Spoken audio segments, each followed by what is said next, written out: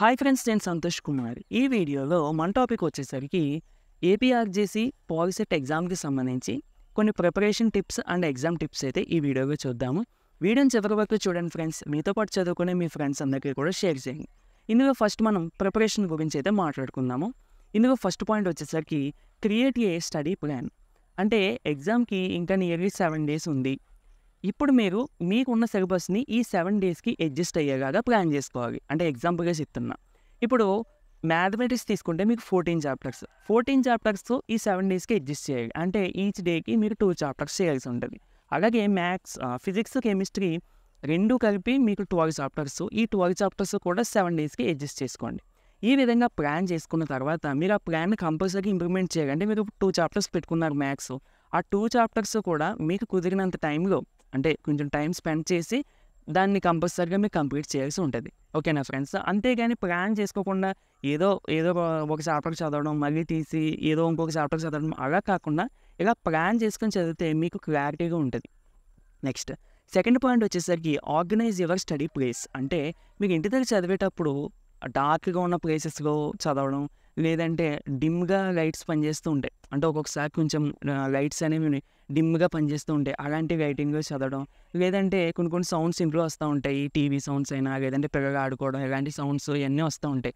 ఇలా వీటి దగ్గరగా కాకుండా కొంచెం పీస్ఫుల్గా ఉండేటువంటి ప్లేస్ సెలెక్ట్ చేసుకుని అక్కడ మీరు ప్రిపేర్ అయితే బాగా మీకు గుర్తుండే ఛాన్స్ ఉంటుంది. ఓకేనా ఫ్రెండ్స్? ఇక థర్డ్ పాయింట్, ఇది చాలా చాలా ఇంపార్టెంట్.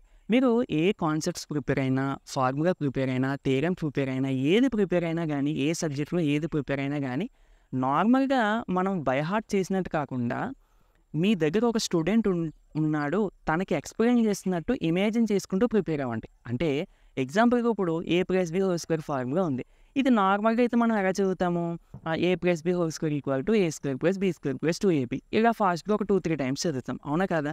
ఇలా కాకుండా మన దగ్గర ఒక స్టూడెంట్ ఉన్నాడు, తనకు మనం ఎక్స్ప్లెయిన్ చేయాలి. అంటే ఇదంతా ఇమాజినేషన్, మనం ఊహించుకోవాలి. అంటే అప్పుడు ఎలా చెప్తాము?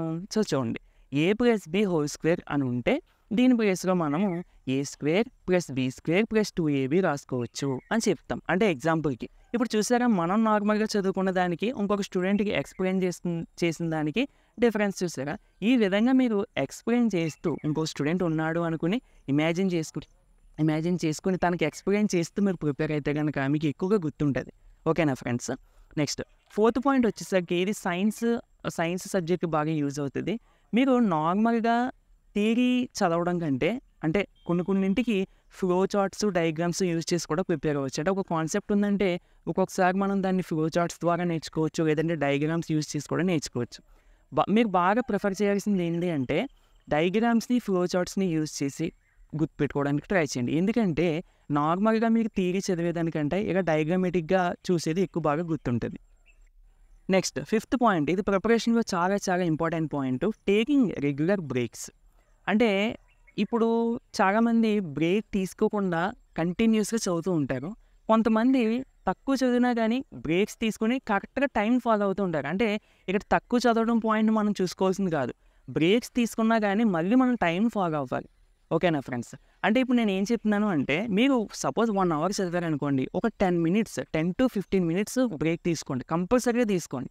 లేదు ఒక హాఫ్ అన్ అవర్ 30 minutes చదివారనుకోండి, ఒక 5 minutes మాత్రమే బ్రేక్ తీసుకోండి. ఓకేనా ఫ్రెండ్స్? కానీ వెంటనే ఇక్కడ పాయింట్ ఏంటంటే, మీరు 30 minutes ప్రిపేర్ అయిన తర్వాత ఒక 5 minutes బ్రేక్ తీసుకుని వెంటనే మళ్ళీ ఆ 5 minutes కంప్లీట్ అయిన తర్వాత స్టార్ట్ చేయాలి. అది ఇక్కడ ఇంపార్టెంట్. ఓకేనా ఫ్రెండ్స్? అలా కాకుండా 5 minutes తీసుకుని ఇంకో 5 minutes చూద్దాం, ఇంకో 5 minutes చూద్దాంలే అని అలా నెగ్లెక్ట్ చేయకుండా మీకు ఎగ్జాక్ట్గా టైం ఇంటర్వెల్స్ని ఫాలో అయితే కనుక కంపల్సరీగా మీకు యూజ్ ఉంటుంది.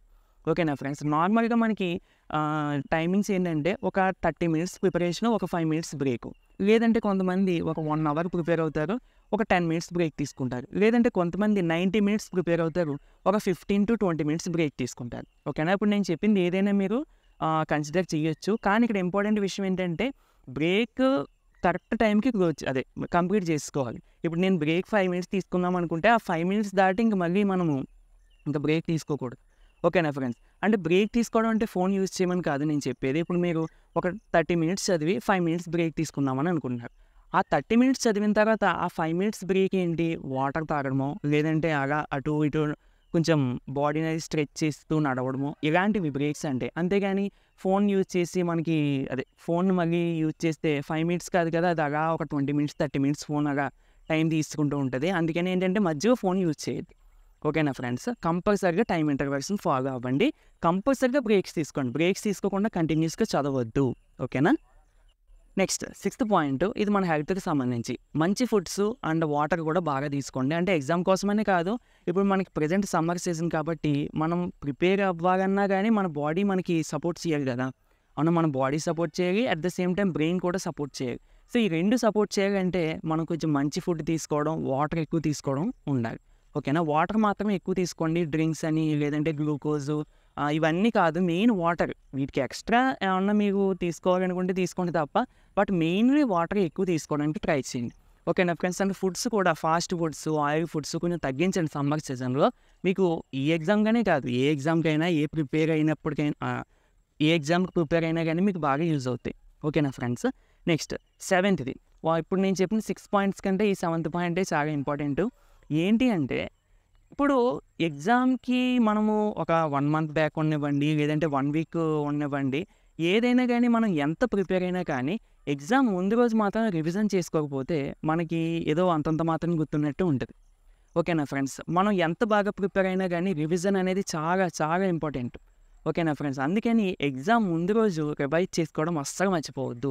మీరు ఇప్పటివరకు చదివినవన్నీ కంపల్సరీగా ఎగ్జామ్ ముందు రోజు రివైజ్ చేసుకోండి. ఓకేనా?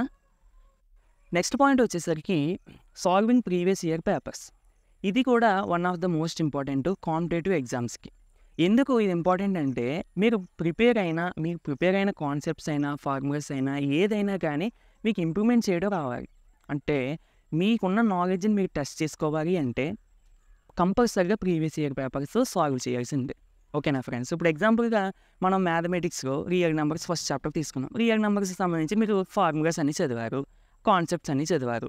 కానీ ఈ కాన్సెప్ట్స్ అనేవి ఫార్ములాస్ అనేవి దేనికి యూజ్ అవుతున్నాయి, ఎగ్జామ్లో క్వశ్చన్స్ ఏ విధంగా అడుగుతున్నారు అన్నది మీకు తెలియాలి అంటే కంపల్సరీగా ప్రీవియస్ ఇయర్ పేపర్స్ని సాల్వ్ చేయాల్సిందే. ఓకేనా ఫ్రెండ్స్? సో అందుకోసం ప్రీవియస్ ఇయర్ పేపర్స్ని కంపల్సరీగా సాల్వ్ చేయండి. కనీసం ప్రీవియస్గా ఒక 3 to 4 ఇయర్ పేపర్స్ లేదంటే ఒక 5 ఇయర్ పేపర్స్ సాల్వ్ చేయండి. మీకున్న డేస్ బట్టి సాల్వ్ చేయడం మాత్రం మర్చిపోవద్దు.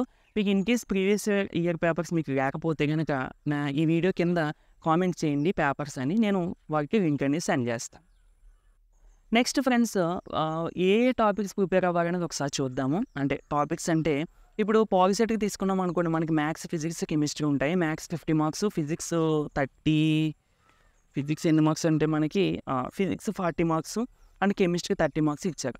సో ఇక్కడ మీరు మ్యాథ్స్ ప్రిపేర్ అవుతున్నప్పుడు మీరు ఫస్ట్ ఏం చూడాలి అంటే ప్రతి చాప్టర్కి సంబంధించిన important formulas and important theorem statements and boxes ఉంటాయి కదా కొన్ని. ఇప్పుడు మెన్సురేషన్ తీసుకున్నారు అనుకోండి, మనకి టెక్స్ట్ బుక్లో బాక్స్ ఉంటుంది, అలాగే ట్రిగ్నోమెట్రీ బాక్స్ ఉంటాయి. అలాంటి బాక్సెస్ కూడా ప్రిపేర్ అవ్వాల్సి ఉంటుంది.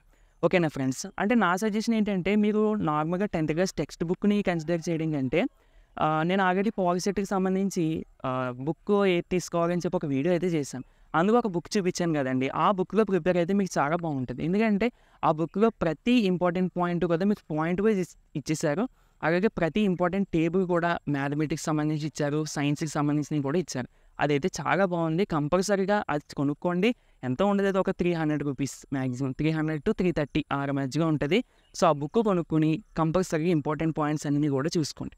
ఓకేనా ఫ్రెండ్స్? మ్యాథ్స్కి సంబంధించి అండ్ ఫిజిక్స్, కెమిస్ట్రీ కూడా అక్కడ సినాప్సిస్ పాయింట్స్ అని ఇచ్చారు. అంటే ఇప్పుడు ఫిజిక్స్లో ఫస్ట్ చాప్టర్ పేరు హీట్ అనుకుంటా, నాకు ఐడియా లేదు. హీట్ ఇప్పుడు చాప్టర్ తీసుకుంటే దానికి సంబంధించిన ఇంపార్టెంట్ పాయింట్స్ అన్నీ కూడా సినాప్సిస్ అని చెప్పి అక్కడ పాయింట్స్ ఇచ్చి దాని కింద అన్నీ ఇచ్చారు. మీరు ఏం చేయాలి, అవి చదువుకోవడం, ఆ తర్వాత ఎక్సర్సైజ్ అని ఇస్తూ ఉంటారు, లేదంటే ప్రీవియస్ ఇయర్ బిట్స్ అని కూడా ఇస్తూ ఉంటారు ఆ బుక్లో. అప్పుడు ఆ ప్రీవియస్ ఇయర్ బిట్స్ చేసుకోవడం. ఎందుకంటే టైం తక్కువ ఉంది కదా, ఎక్సర్సైజ్గా ప్రాబ్లమ్స్ చేసేంత టైం లేదు కాబట్టి మీరు ప్రీవియస్ ఇయర్ పేపర్స్ కూడా చేసుకుంటారు. అండ్ అక్కడ ఇచ్చిన బిట్స్ ఏమన్నా మీకు ఇంపార్టెంట్గా అనిపిస్తే అవి చేసుకుంటారు. ఓకేనా? సో ఈ విధంగా మీకు ప్రిపేర్ అయితే కనుక మీకున్న 7 days అయినా 5 days అయినా కొంచెం మరీ వీక్గా ఉండకుండా కొంచెం ఎగ్జామ్ రాయడానికి మీకు కొంచెం రెడీగా ఉంటున్నట్లు లెక్క. ఓకేనా? సరే, నెక్స్ట్ వచ్చేసరికి ఏపీఆర్జేసీ ఎగ్జామ్కి మాత్రం మ్యాథ్స్, ఇంగ్లీషు, ఫిజిక్స్, కెమిస్ట్రీ కూడా ఉంటాయి. మ్యాథ్స్ 50, ఇంగ్లీష్ 50, ఫిజిక్స్, కెమిస్ట్రీ కలిపి 50. ఓకే, మ్యాథ్స్ ఫార్ములాస్ ఇవన్నీ నార్మల్గా చదువుకుంటారు, అలాగే ఫిజిక్స్, సైన్స్ కూడా చదువుకుంటారు. మరి ఇంగ్లీష్ ఏంటి అంటే మీకు ఇది జనరల్ ఇంగ్లీష్ ఉంటుందండి. జనరల్ ఇంగ్లీష్ అంటే మొత్తం ఎక్కువగా గ్రామర్ టాపిక్స్ ఉంటాయి. Tenses, adjectives, prepositions, next active, passive voice, direct, indirect speech, synonyms, అదే meaning, equal meaning words, opposite meaning words, వీటికి సంబంధించి మీ 10th క్లాస్లో సిలబస్కి సంబంధించి ఉంటాయి. ఇవి కూడా ఏంటంటే మీకు ఎలా అడుగుతున్నారో తెలియాలంటే మీకు ప్రీవియస్ ఇయర్ పేపర్స్ని సాల్వ్ చేయడం, అదే ప్రీవియస్ ఇయర్ పేపర్స్ని ఒకసారి చూస్తే మీకు అర్థమవుతుంది. దానికి సంబంధించిన లింక్ కూడా అంటే కామెంట్స్ చేయండి ఏపీఆర్జేసీ అని, నేను దానికి సంబంధించిన లింక్ కూడా మీకు పెడతాను. ఓకే ఫ్రెండ్స్, ఇప్పుడు ఎగ్జామ్కి సంబంధించిన టిప్స్ అయితే చూద్దాం. Firstly time management. POLYCET exam చూసుకుంటే 120 మినిట్స్గా మీరు కంప్లీట్ చేయాలి. ఇందులో 50 maths bits, 40 physics bits, 30 chemistry bits ఉంటాయి. ఫస్ట్ మీరు 30 మినిట్స్లో ఈ 40 physics bits, 30 chemistry bits complete అయిపోయేలా చూసుకోండి. నెక్స్ట్ 70 మినిట్స్ మ్యాథ్స్కి ఇవ్వండి. ఓకేనా? ఇంకా రిమైనింగ్ 20 మినిట్స్ లేదా 15 మినిట్స్ టు 20 మినిట్స్లో బబ్లింగ్ చేసుకోవడానికి మీరు చూసుకోండి. ఓకేనా ఫ్రెండ్స్? అండ్ ఫస్ట్ మీరు మ్యాథ్స్ చేయొద్దు, ఫిజిక్స్, కెమిస్ట్రీ నుంచి స్టార్ట్ చేయండి. ఎందుకంటే అందులో థియరిటికల్ బిట్స్ ఉంటాయి. ఒకవేళ మీకు తెలిస్తే వితిన్ సెకండ్స్లో ఆన్సర్ పెట్టేయచ్చు. ఒకవేళ తెలియకపోతే లీవ్ చేయొద్దు, అక్కడ మీకు ఏదో ఒక ఆన్సర్ పెట్టండి. ఎందుకంటే నెగిటివ్ మార్కింగ్ లేదు కాబట్టి. ఓకేనా? టైం మాత్రం అడ్జస్ట్ చేసుకోండి అని చెప్పినట్టు. నెక్స్ట్ ఏపీఆర్జేసీ ఎగ్జామ్కి చూస్తే మీకు ఇందులో 150 మినిట్స్కి ఎగ్జామ్ ఉంటుంది. 50 ఇంగ్లీష్ బిట్స్ ఉంటాయి, 50 మ్యాథ్స్ బిట్స్ ఉంటాయి, 50 బిట్స్ ఫిజిక్స్, కెమిస్ట్రీ కలిపి వస్తాయి. సో ఇక్కడ ఇంగ్లీష్, ఫిజిక్స్, కెమిస్ట్రీ అనేవి థియరిటికల్ సబ్జెక్ట్స్. సో వీటికి అంటే మొత్తం 50 ఇంగ్లీష్ బిట్స్కి, 50 ఫిజిక్స్ బిట్స్కి ఒక 40 to 50 మినిట్స్ కేటాయించండి. అండ్ మిగిలిన మ్యాథ్స్ బిట్స్కి, 50 మ్యాథ్స్ బిట్స్కి ఒక 70 to 80 మినిట్స్ అయితే దానికి పెట్టండి. ఎందుకంటే మ్యాథ్స్ బిట్స్ కొంచెం హార్డ్గా వస్తాయి. పాలిసెట్ స్టాండర్డ్తో పోల్చుకుంటే ఏపీఆర్జేసీలో కొంచెం హార్డ్గా వస్తాయి కాబట్టి కొంచెం ప్రాబ్లమేటిక్ ప్రాసెస్ అవి ఎక్కువ ఉంటాయి కాబట్టి కొంచెం జాగ్రత్తగా చూసుకోండి. నెక్స్ట్ బబ్లింగ్కి ఒక 30 to 25 మినిట్స్, 25 to 30 మినిట్స్ చూసుకోండి. ఓకేనా ఫ్రెండ్స్? బబ్లింగ్ చేయడం మాత్రం పొరపాటున మీరు అది కంగారులో లాస్ట్ దాన్ని నెగ్లెక్ట్ చేయొద్దు. ఎందుకంటే మీకు ఎన్ని చేసినా కానీ బబ్లింగ్ కరెక్ట్గా చేయకపోయినా, బబ్లింగ్ కంగారులో చేసేసినా, కొన్ని బిట్స్ వదిలేసినా కానీ మీకు మార్క్స్ పోతూ ఉంటాయి. ఓకేనా? నేను ఎలా అయితే టైం చెప్పానో దాన్ని కొంచెం మీరు అడ్జస్ట్ చేసుకోండి. ఓకేనా?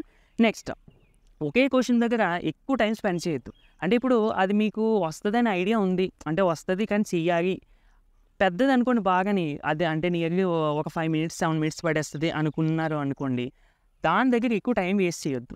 ఓకేనా? ఎందుకంటే దాని ఎఫెక్ట్ మీకు తర్వాత బిట్స్ మీద పడుతుంది. తర్వాత బిట్స్ మీకు చదవడానికి కూడా టైం ఉండదు, చేయడం పక్కన పెట్టండి, అవి అసలు చూడడానికి కూడా టైం ఉండదు. అందుకని ఒకే బిట్ దగ్గర ఆగిపోవద్దు, ఒకే బిట్ దగ్గర ఎక్కువ టైం స్పెండ్ చేయొద్దు. నెక్స్ట్ వచ్చేసరికి మీరు నార్మల్గా చేస్తున్నప్పుడు ఏదైనా ఒక క్వశ్చన్ చూశారు, ఇది తర్వాత చూద్దాంలే, లాస్ట్లో చూద్దాం అని అనుకుంటూ ఉంటారు. సో అలా అనుకోవద్దు, ఇంకా లాస్ట్లో చూడడానికి టైం ఉండదు.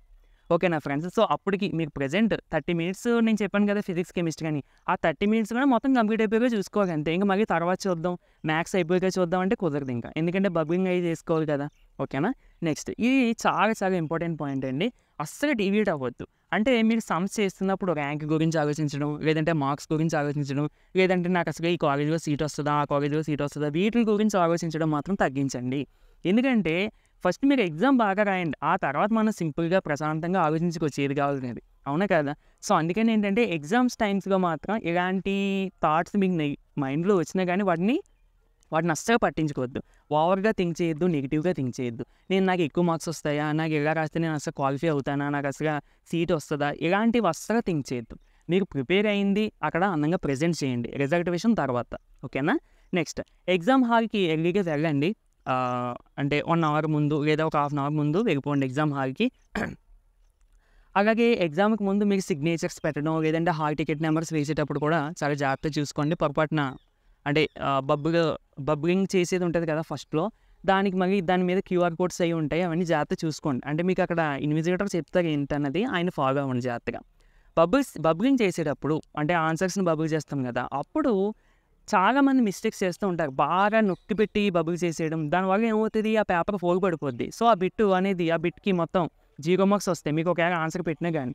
అంటే ఇప్పుడు ఫర్ ఎగ్జాంపుల్గా ఆప్షన్ సి నేను బబుల్ చేయాలి, బబుల్ చేసేటప్పుడు అది పొరపాటున ఫోల్ పడిపోయింది అనుకోండి, దానికి మనకు మార్క్స్ రావద్దు కరెక్ట్ అయినా కానీ. ఓకేనా ఫ్రెండ్స్? సో అందుకని ఏంటంటే బబుల్ చేసేటప్పుడు మాత్రం చాలా జాగ్రత్తగా చూడండి. అలాగే సగం బబుల్ చేయొద్దు, అందంగా మొత్తం రౌండ్ అంతా బబుల్ చేయండి. ఓకేనా? నెక్స్ట్ వచ్చేసరికి ఆప్షన్స్ని వెరిఫై చేసేటప్పుడు అంటే నార్మల్గా కొన్ని క్వశ్చన్స్ కానీ ఆప్షన్స్లో ఆల్ ది అబౌవ్ లేదా నన్ ఆఫ్ దీస్ లేదంటే both option A and C ఇలాంటివి ఇస్తూ ఉంటాడు. ఇలాంటి ఆప్షన్స్ ఇచ్చినప్పుడు ఆ ఆప్షన్సే ఎక్కువగా ఆన్సర్స్ ఉంటాయి మ్యాక్సిమం. అంటే ఇది కనపడంగానే ఆల్ ది అబౌవ్ పెట్టేసింది కదా నా ఉద్దేశము. ఒకసారి మీకు చెక్ చేసుకుంటే కనుక ఈ ఆప్షన్స్ కనబడినప్పుడు కొంచెం బిట్‌ని జాగ్రత్తగా చూసుకోండి. ఓకేనా ఫ్రెండ్స్? నెక్స్ట్ వచ్చేసరికి మెయిన్‌లీ మ్యాథమెటిక్స్‌లో క్వెషన్‌ని కేర్‌ఫుల్‌గా చదవండి.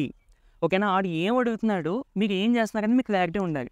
అంతేగాని మీకు ఏదో కనపడంగానే ఆహా! ఇది ఇంక అదే సమ్ ఏమో అనుకుని ఆన్సర్ కూడా అంటే అదే సమ్‌కి ఆన్సర్ ఇదే వస్తదని చెప్పి వెంటనే పెట్టేయడం కాదు. క్వెషన్‌లో ఏం అడుగుతున్నారు అన్నది చూసుకోండి.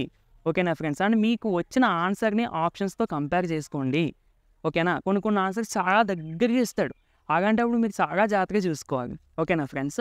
అండ్ ఏ క్వెషన్ కూడా లీవ్ చేయొద్దు. ఓకేనా? ఎందుకంటే నెగెటివ్ మార్క్స్ లేవు కదా! ఏమో మనం లక్కీ కొద్దీ మనం పెట్టినయే రైట్ అవ్వచ్చు. అంటే వచ్చినంత వరకు చేయండి. ఇన్ కేస్ రాని ఉంటే గనక లీవ్ చేయొద్దు. ఏదో ఒకటి టిక్ చేసేయండి. అదే టిక్ మీన్స్ ఏదో ఒకటి బబుల్ చేయండి. ఓకేనా ఫ్రెండ్స్? నెక్స్ట్ ఓఎంఆర్ షీట్‌లో హాల్ టికెట్ నెంబర్‌ని బబుల్ చేయమని అంటారు. అంటే ఒకప్పుడు ఉండేది మరి ఇప్పుడు ప్రెజెంట్ చేస్తున్నారో లేదో అన్నది తెలీదు. అది చేసినప్పుడు మాత్రం చాలా జాగ్రత్తగా చేయండి. ఓకేనా ఫ్రెండ్స్? మీరు పొరపాటున అందులో మిస్టేక్ చేస్తే గనక మీకు ఎగ్జామ్ రాయడానికి ఎలిజిబిలిటీ కూడా కోల్పోతారు. ఓకేనా? సో, ఇవి ఫ్రెండ్స్ ఇవన్నీ జాగ్రత్తగా పాటించండి. అండ్ ఎగ్జామ్ బాగా రాయండి. అందరికి ఆల్ ది బెస్ట్. నెక్స్ట్ వీడియోలో మళ్ళీ కలుద్దామండి. Thank you for watching.